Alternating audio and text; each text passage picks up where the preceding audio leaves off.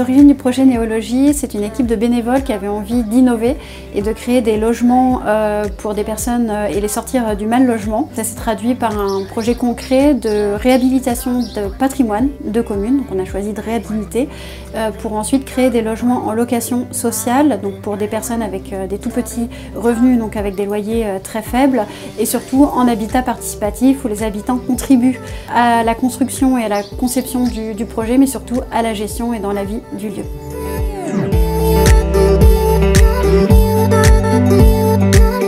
On a vraiment travaillé avec eux en permanence sur plusieurs mois et années pour vraiment définir le contour d'un projet sur mesure et vraiment innovant pour la ville.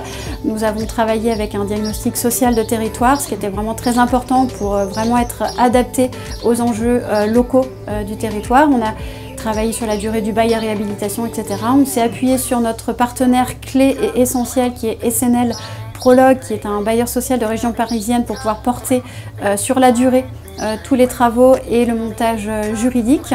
Et donc ensuite ça a été tout un partenariat de fond et la mairie s'est vraiment reposée sur nous pour toute la mise en place du projet.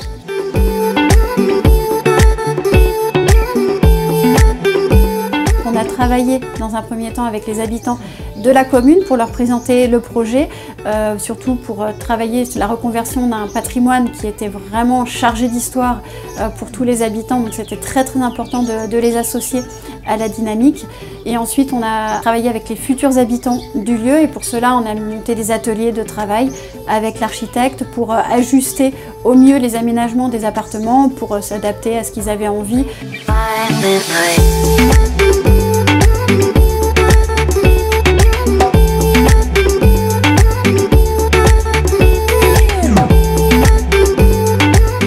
La rénovation de cette belle bâtisse a redonné de la vie dans ce quartier de l'église. Elle offre des espaces conviviaux, harmonieux et confortables. Elle a aussi le mérite d'avoir sauvé un bâtiment emblématique qui était resté à l'abandon depuis des dizaines d'années. Les Quillebois ont un lien particulier avec ce bâtiment puisque c'est notre presbytère et il restera notre presbytère. On est très fiers d'indiquer qu'en fait 50% des travaux de la réhabilitation du presbytère ont été réalisés par des entreprises ou des chantiers d'insertion.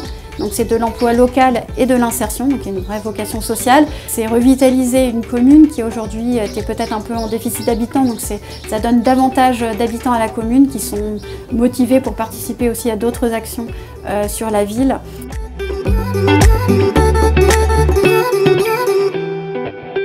Je pense que tout le monde doit avoir quelque chose à y gagner, que ce soit l'association, la mairie, les habitants. Avec la motivation de chacun, on fait face aux aléas et on atteint tous les objectifs, un par un. Je ne dis pas que c'est facile, mais le résultat final est positif. Les facteurs clés, il y en a plusieurs. Le premier, c'est surtout d'avoir envie de participer à créer un projet de ce type, d'avoir envie de faire un petit pas de côté pour innover et d'expérimenter une autre manière de faire du logement, une autre manière de réhabiliter du patrimoine.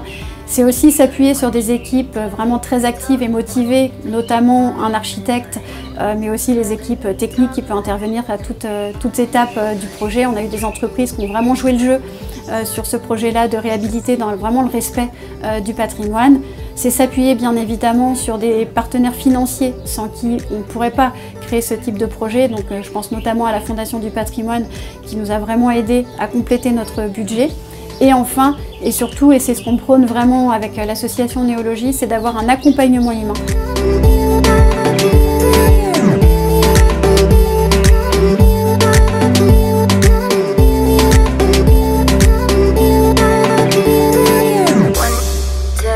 Moi j'aime bien l'échange, j'aime bien le partage et du coup pour moi c'était important et c'est pour ça que ce projet m'intéressait beaucoup aussi, c'est le fait qu'enfin il se passe un microcosme de gens puissent se rencontrer, puissent vivre des choses en commun. Par exemple, moi je ne suis pas très douée avec mon ordinateur, donc mon voisin d'en haut, adorablement, quand j'ai besoin, il descend, il me remet ça en route, super.